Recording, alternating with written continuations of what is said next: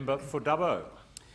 Thank you, Mr Speaker. One of the biggest issues in my electorate for a number of years has been the need for a drug and alcohol rehabilitation centre in the region. This was the case before I was elected, and it remains the case in the past 18 months since I've been in the job. Since the release of the report from the Special Commission of Inquiry into the drug ICE and the recommendation for a rehab centre in our region, discussions have certainly ramped up.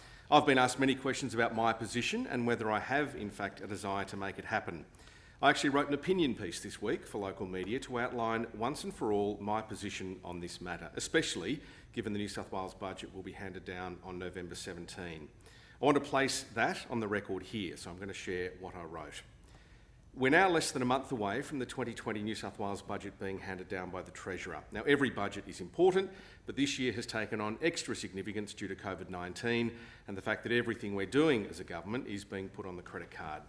The hard work done by this government to return the state to a surplus after 16 years of Labor incompetence has now been wiped out by the pandemic and our nation-leading response to it. But that doesn't mean essential projects should be left behind. One of those essential projects is a drug and alcohol rehabilitation facility for the Dubbo region. This topic has been on the agenda for many years, and I've always been supportive of it.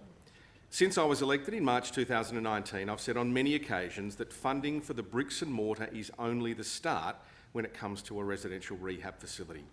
That's why, despite the pledge of a block of land from Dubbo Regional Council and a generous commitment of funding from the federal government, it was important to see the recommendations from the Special Commission of Inquiry into the drug ICE.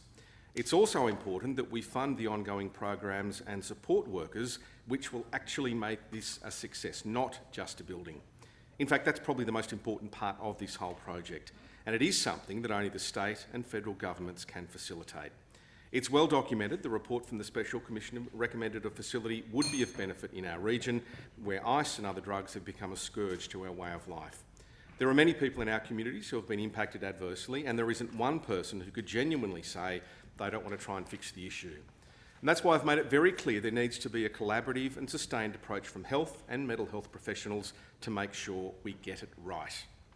While I love the passion of so many in our community, building this facility too early and without proper resourcing and funding would have been a disaster with little or no positive outcomes.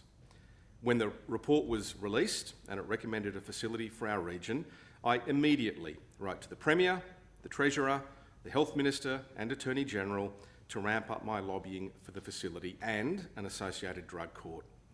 As the member for Dubbo and the electorate, that is my job, and it's one I take extremely seriously. And while I haven't been providing a running commentary on every discussion I have, people should know I'm doing absolutely everything I can to get these projects over the line. In my maiden speech to the 57th Parliament of New South Wales, May 8 of 2019, I referenced a quote which states that although Rome wasn't built in a day, they were laying bricks and pavers just about every hour. And you may not see or hear every single thing I do, but I will be there laying those bricks every hour. Well, I want to confirm I have been working very hard behind the scenes on this issue, like I have with many others, in an effort to achieve an outcome that helps the people of our region, whether they be directly or indirectly impacted by drug use and abuse. I've been in regular contact with the Health Minister and the Treasurer. In recent times particularly, I spoke to them both in Parliament last week and this week because as we get closer to the budget, it's important for this project to be front and centre. The time for this rehab facility is now. I will keep fighting and I remain confident there'll be a positive outcome for our region on November 17.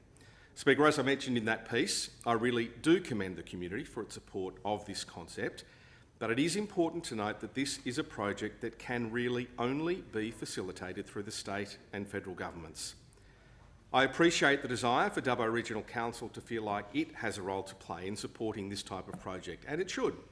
Council should fully support everything I'm doing to make this a reality. But I've also had quite a few questions about the use of ratepayer money to design a logo, employ staff to work on a campaign, and use its media team to produce community Q&As. I've also fielded questions about the perception of some in the community that Council's actually trying to undermine the work I'm doing to achieve results in this area. Now, I hope this isn't the case. I call on Council to get on the same page as me and support me on this. But again, it is a facility which would be built and run with money from the state and federal governments, not Council. As I mentioned, I'll continue to fight for this and do my job in the state government. I hope Council does its job and supports my role within the government to bring this to life.